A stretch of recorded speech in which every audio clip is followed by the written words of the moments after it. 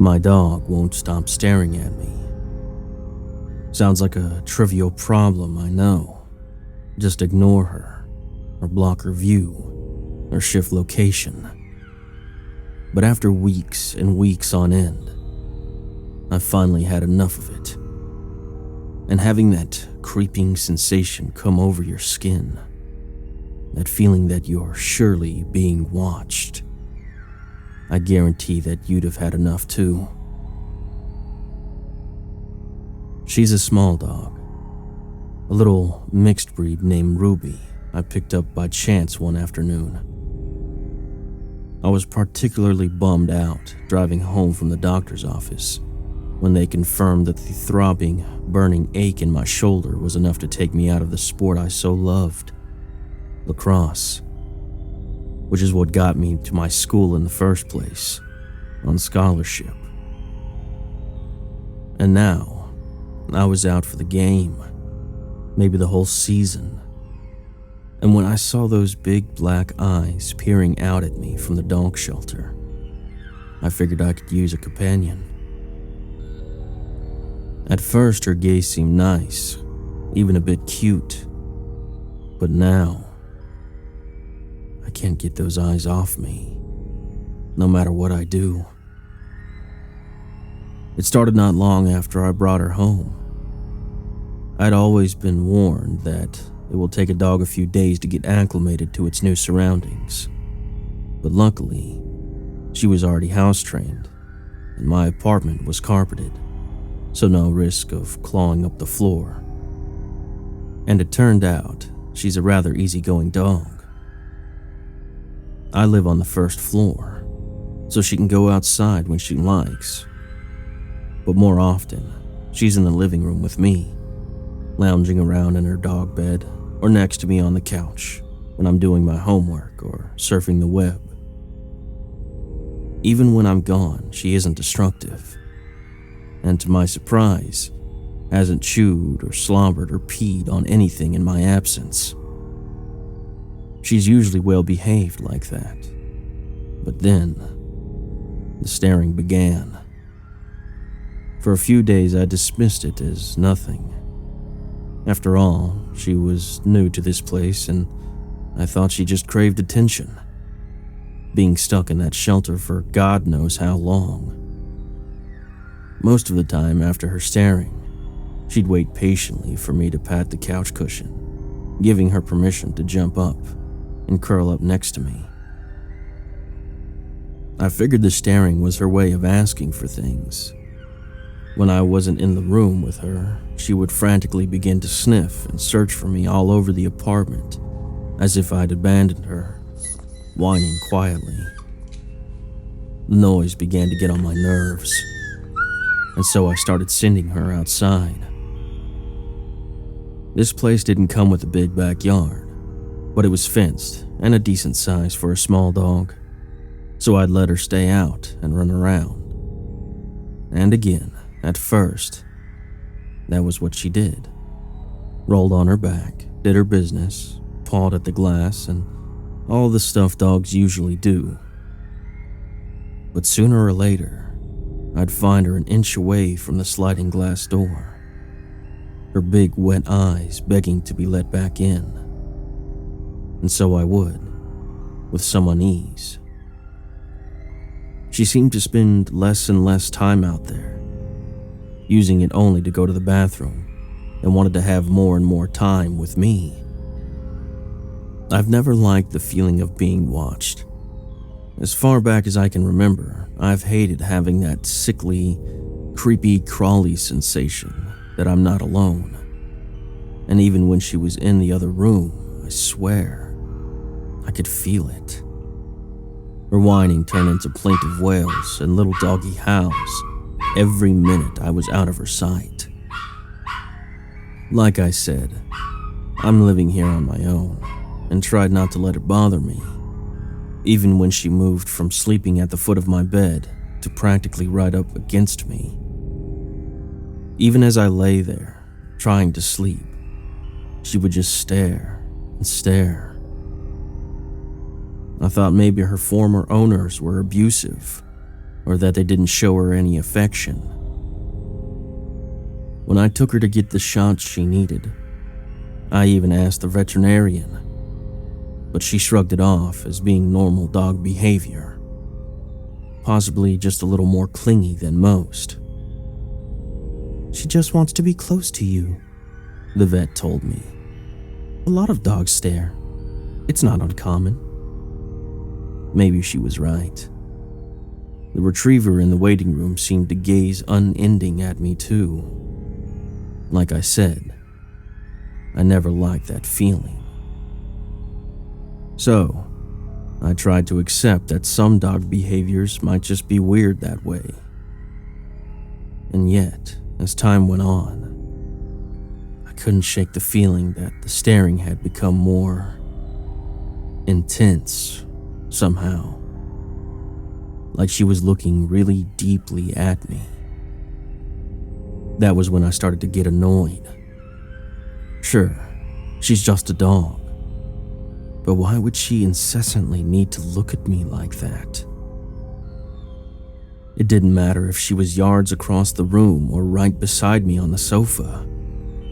Her giant, forlorn-looking eyes bore holes through me. It was unnerving. I started to move around, positioning my laptop so that when she was on the floor or in her doggy bed, I couldn't see her.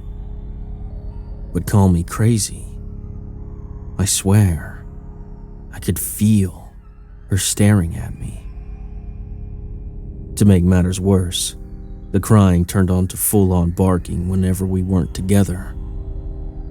I'd send her outside for a while, but she just sat on the front step, waiting to be let back in. It's not that I didn't care about my dog anymore. I just couldn't get a break from the constant pleading eyes. And so, I decided to willfully ignore her. I still filled her bowl with food and water, still let her out to the yard and back in, even left her a treat now and then. But otherwise, I didn't want to be around her. It didn't help that I was now spending a lot more time at home. Watching my college team play without me had grown more than a little miserable. And finally, I just stopped showing up. The doctor thought it might be my rotator cuff, and other than some physical therapy exercises and icing it, there was nothing more to be done for it. It wasn't bad enough for surgery, but not well enough for me to go back to lacrosse, at least for now. And aspirin didn't seem to touch it, so not only was I home a lot more, but I was in significant pain when my shoulder started acting up. And there was my dog, Ruby, just staring away like it was her goal in life to annoy me. Last night I'd finally had enough. "Go outside!" I shouted, sliding open the glass door with my good arm. The dog meekly trotted onto the steps and sat down. "Good, and stay out there!" I closed her out and walked away, agitated with my shoulder twitching painfully, still knowing that she was watching me through the damn door. Her wide, soulful eyes followed me down the hall, and even when I was in the living room, at an angle from the backyard and out of view completely, I didn't feel alone. I could sense her looking at me. I went to the fridge and got a beer, and then another, and it was a couple more before I finally realized how late it had gotten, and that I had left Ruby outside for so long on a chilly night. I was actually feeling sorry for her as I walked over, a little tipsy, to retrieve my dog. I mean, she's just an animal. It's what they do, right? But sure enough, when I got there, I found her looking directly into my eyes through the glass door. It may have been the beer, but I could swear those eyes looked almost human. And they wouldn't stop staring. I flung the door open in anger so hard it hit the edge and nearly slid back, and grabbed Ruby by the collar, dragging her inside and shutting it behind me. Stop this! Do you understand me? Why do you have to always stare at me? Later, when I sobered up, I realized how ridiculous this whole thing must have seemed. Me shouting drunk demands at a small dog. But I'd had it with her completely. Her eyes answered back with a mournful gaze. That was it. You sleep here tonight, you understand? You made me do this.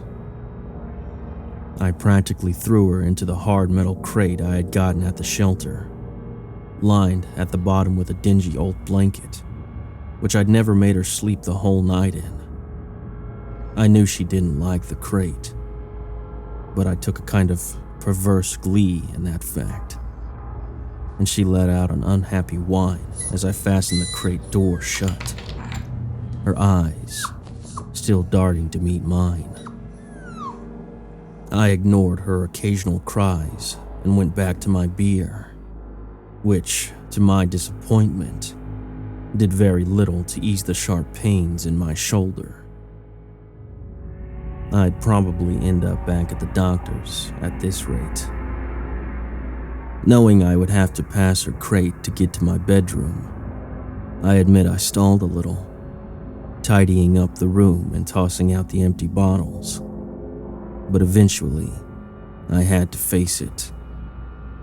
Without giving Ruby or the crate so much as a glance, I walked down the hall, shut the bedroom door, and gingerly got into my bed.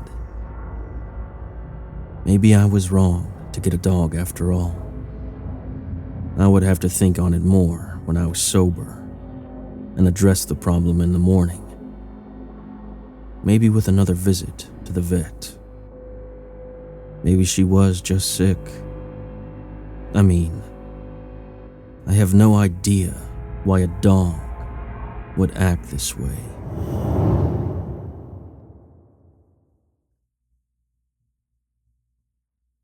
Ruby glared as best she could as soon as her master entered her field of vision, but her human seemed wobbly and unhappy with her. Upon their shuffling into the kitchen, she whimpered softly and drew herself back towards the corner of the crate. Her owner didn't even take a moment to look at her. The entity behind them, however, did. She was always trying to break it down, to make it leave her master alone. But it would only sink its claw deeper into their shoulder and tighten its grip. And so, the entity spread its ropey black lips and flashed the dog rows of smiling needle teeth, trailing, as it always did, directly behind her master.